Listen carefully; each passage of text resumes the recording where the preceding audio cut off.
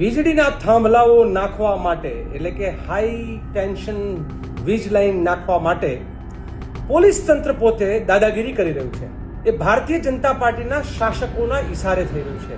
ગુજરાતના ખેડૂતોના કાળજા જ સમાન ખેતરોની અંદર એ વીંધીને નીકળવાનું જે આખું ષડયંત્ર થઈ રહ્યું છે, દાદાગીરી થઈ રહી છે।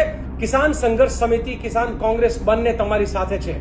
એક ખેડૂત નેતા તરીકે, ખેડૂતના દીકરા તરીકે લાલજી દેસાઈ તમારી સાથે છે। ખેડૂતો જમીનો ગુમાવવાના છે, દાદાગીરી ભારતીય જનતા પાર્ટી અને શાસકો કરવાના છે।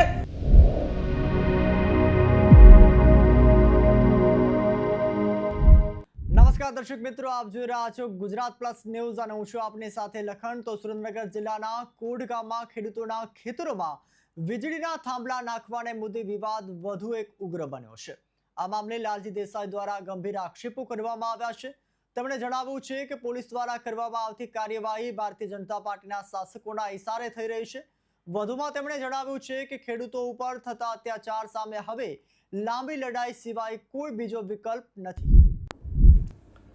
નમસ્કાર, જય જવાન, જય કિસાન। ખેડૂતો પરેશાન છે।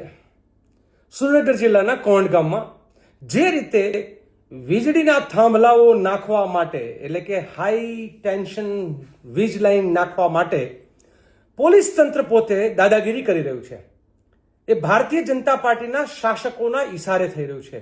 અદાણી, અંબાણી, ટાટા, બિરલા, રંગા બિરલા, ખબર નહીં કોણ કોણ, આ બધા જ લોકો, એ પાવર હોય, ટોરેન્ટ હોય, કોઈ પણ હોય કે ટાટાનું હોય, અલગ અલગ કંપનીઓ ગુજરાતના ખેડૂતોના કાળજા જ સમાન ખેતરોની અંદર એ વીંધીને નીકળવાનું જે આખું ષડયંત્ર થઈ રહ્યું છે, દાદાગીરી થઈ રહી છે, એનો વિરોધ કોંડ ગામના ખેડૂતો કરી રહ્યા છે।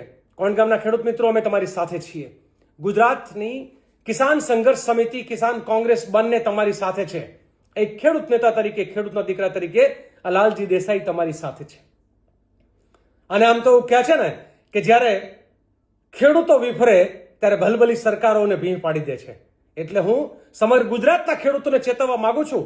આ કોંડથી જે લાઈન નીકળવાની છે, અગાઉ ટંકારા, મોરબી, સૌ તમે જાણો છો કે ત્યાં ટ્રેક્ટર રેલીઓ થઈ હતી। ગુજરાતની અંદર 22 વીજ લાઈન, પહેલા અમે 18 કહેતા હતા, હવે 22 કુલ 100 વીજળીના મોટા થાંભલાવાળી લાઈનો નીકળવાની છે। એ કચ્છથી લઈ અને વલસાડ સુધી, દ્વારકા, જામનગરથી લઈ અને દાહોદ સુધી, અને પોરબંદરથી લઈને બનાસકાંઠા સુધી એક પણ જગ્યા ખાલી નથી રહેવાની। ગુજરાતનો એક પણ જિલ્લો એવો નથી રહેવાનો કે એક પણ જિલ્લાના ખેડૂતો એ આ વીજળીના થાંભલાઓમાં ક્યારેક જે છે ભારતમાલાના નામે રોડમાં એક ખેડૂતો જમીનો ગુમાવવાના છે। દાદાગીરી ભારતીય જનતા પાર્ટી અને શાસકો કરવાના છે।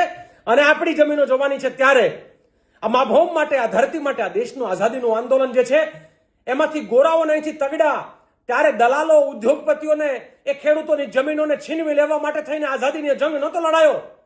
આઝાદીનો જંગ જે છે એ ભારતની જનતાને પોતાના સ્વાભિમાનપૂર્વક જીવવા માટે લડાયો હતો।